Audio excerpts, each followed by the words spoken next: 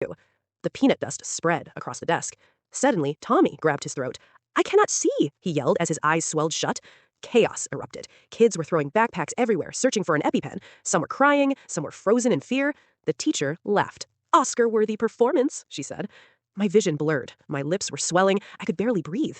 I collapsed from my chair and began crawling across the floor. The only thing I could think about was the fire extinguisher mounted near the door. Behind me, kids were pounding on the door and screaming for help. I reached the extinguisher, dragged myself up, and smashed the classroom window beside the door. Glass exploded everywhere. "Vandalism!" the teacher screamed. Ignoring the blood running down my arm, I reached through the broken window and unlocked the deadbolt. The door burst open. Teachers rushed in as I collapsed into the hallway. The paramedics later said I was clinically dead for 3 minutes before they brought me back. The substitute teacher was fired immediately, but the damage was already done. Tommy, the boy whose eyes swelled shut during the attack, lost most of his vision. 2 weeks later, our class learned something that changed everything. Tommy had taken his own life. That was the moment we realized getting the teacher fired was not enough. We gathered every witness, every medical report, every piece of evidence. A lawyer took our case.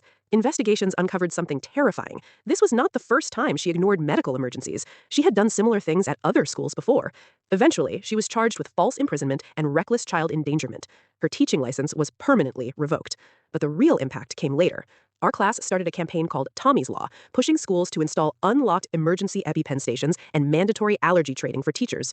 Within months, hundreds of schools adopted the safety rules. We could not bring Tommy back, but we made sure no teacher would ever have the power to ignore a life-threatening allergy again. And every time I check the EpiPen in my pocket, I remember those 6 minutes that changed everything.